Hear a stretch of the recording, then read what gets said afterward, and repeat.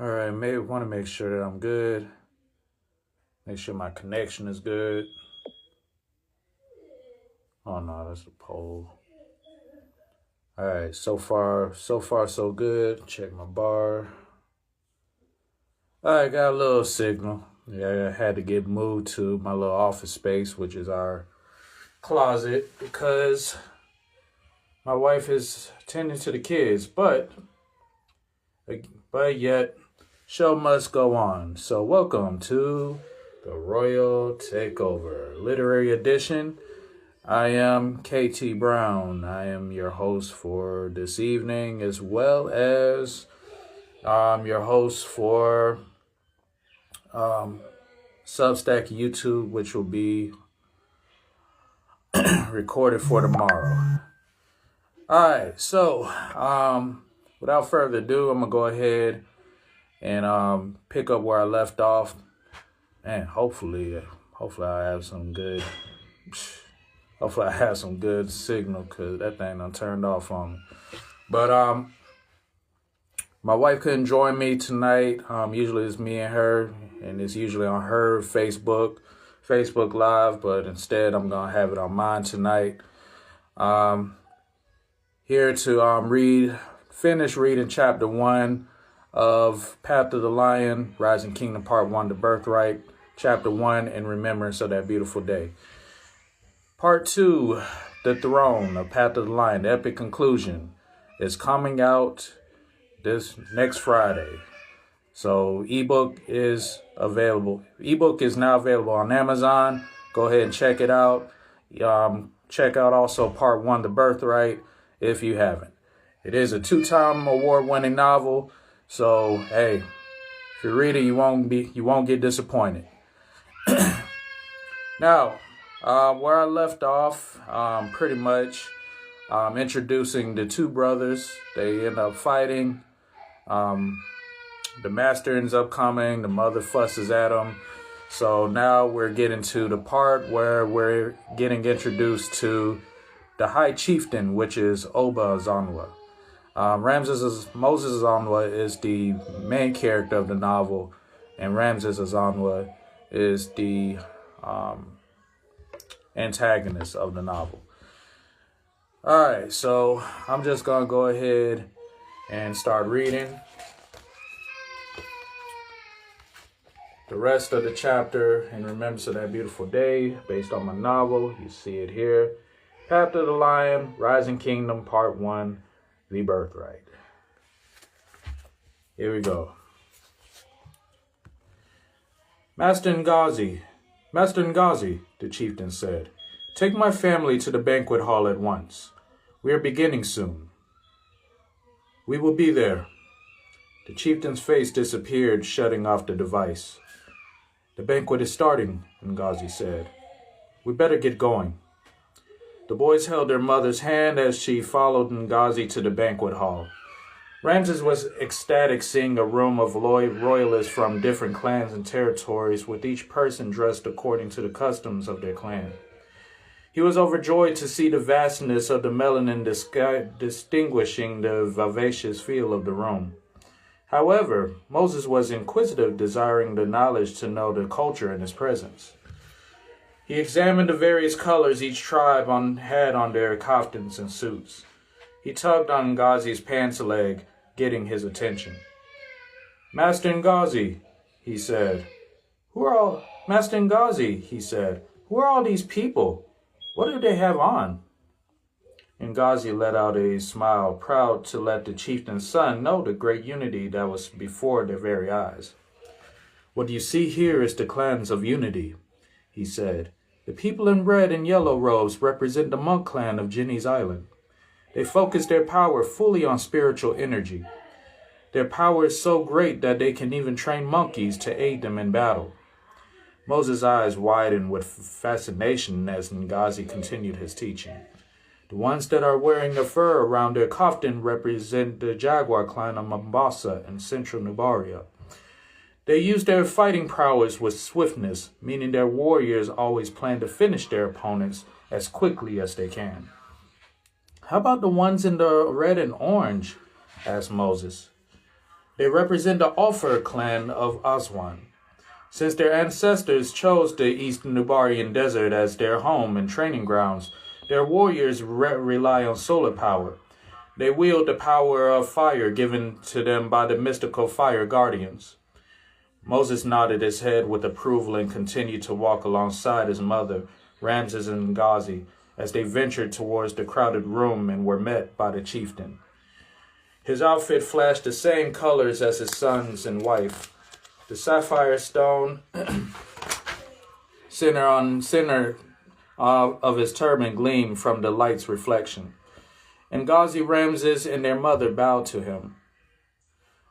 Moses watched and followed their example, bowing. "That is not necessary," the chieftain said. "I'm glad you came on time."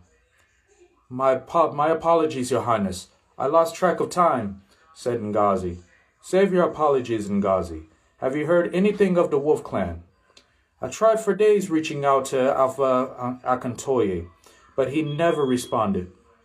The chieftain rubbed his hand under his goatee in deep thought for a moment. He moaned in disappointment. "Very well," he said. "Then we will continue without them." Ngazi bowed to the chieftain, then left him to mingle with the other guests. Moses and Ramses wrapped their arms around their father's legs. He smiled at his sons and embraced his wife with a peck on the lips. "You look absolutely beautiful," he said. "I pray we will be successful on this day." "We will," his wife said. I have prayed too." "The clans have been hiding for too long. It's time for the clans of Nabaria to take a stand against the Shadow League." "What is the Shadow League?" questioned Moses. His mother looked at his father in a cautious glare as he smiled and placed a hand on his son's shoulder. "Such a curious one are you," his father said. "You will grow up to be a wise man one day, Moses. The Shadow League are bad people that want to destroy our people." "But what do they do to destroy our people?" asked Ramses, hoping his father would give him the same compliment his brother received. "Well, they rely on dark energy to conquer and wipe away their enemies. And that's why today the unification of our people begins. With Shadow Lord Khonshu gone, we will bring peace to Shiveria." The chieftain patted both his sons on their heads and turned back to his wife. "It is important to step out of our fears, Ashanti," he said to his wife. "I call this union for the sake of our boys.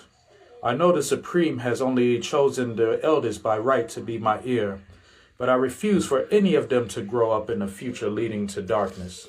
Ashanti kissed her husband on the cheek. "Our children will not grow up in darkness," she said. "You have unified the clans of Nabaria. This unity will soon awaken the rest of the clans around Shaveria."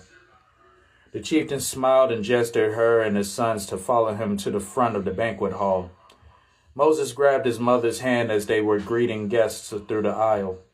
He saw a long table with 4 clan leaders, 3 paired with their wives, while 1 was paired with a young man, was in front of the room past the crowd of guests.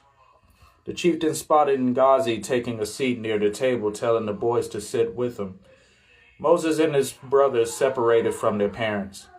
He watched in officiousness as they greeted a man the size of a grizzly bear.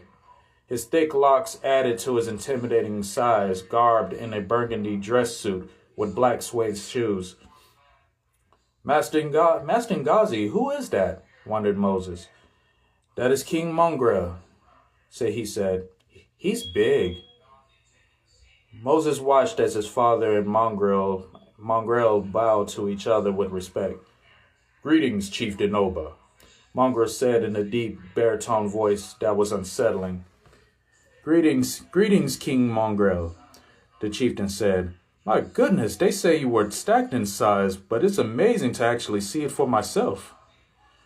"Don't let his size intimidate you," said a woman sitting beside the king wearing a velvet dress with a tiara made of diamonds on her head.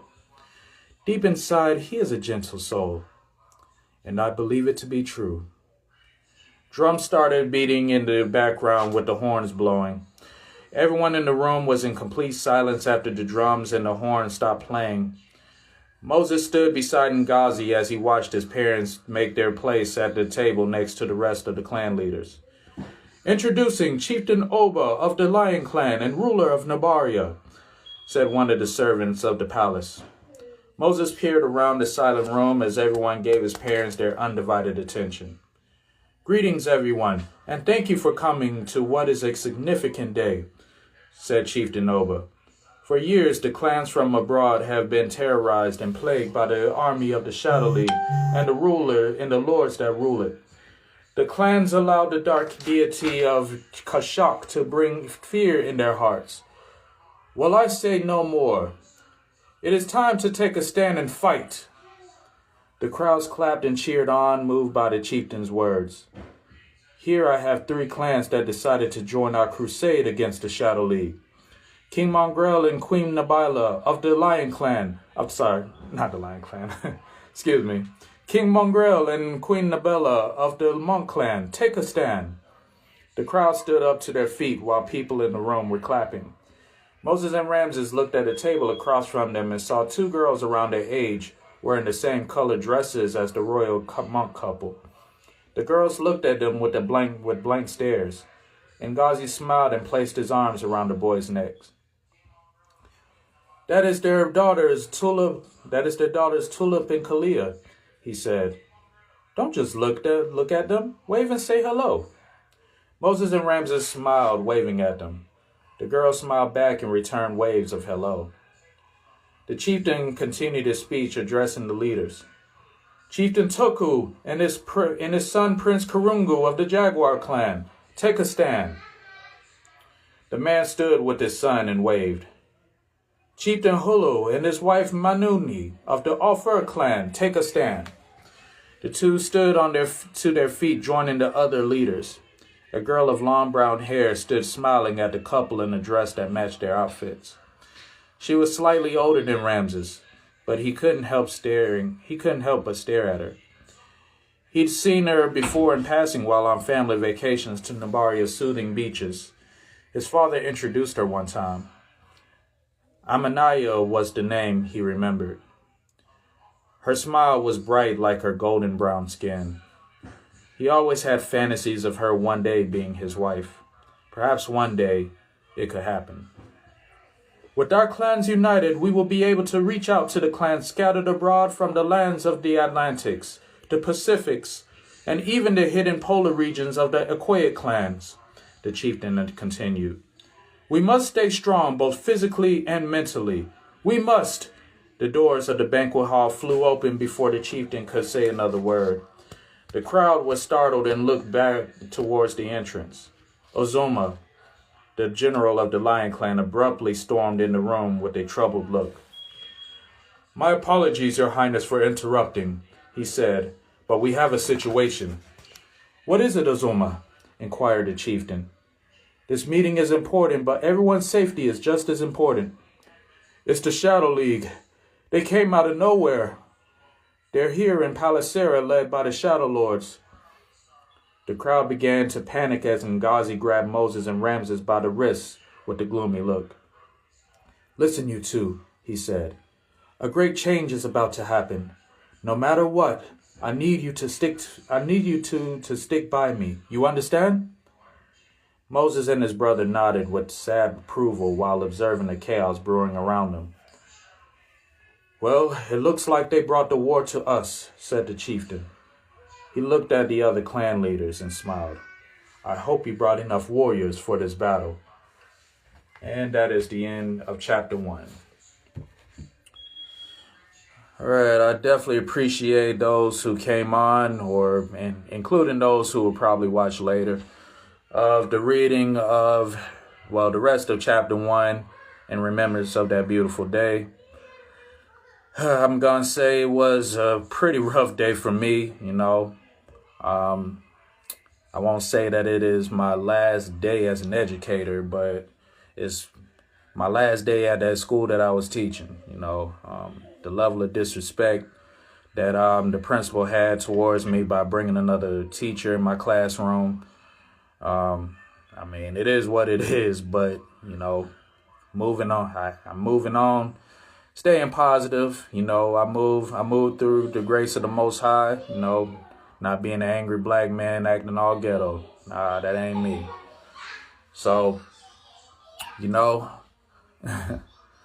I'm continuing to move forward. You know, like you said, the children are reading with me. That's good. That's good. But I appreciate for everyone coming on, supporting the work. Like I said, Path of the Lion, Part 1, The Birthright is available now on Amazon. Part 2, The Throne, ebook is right now available. Bill, look out, girl.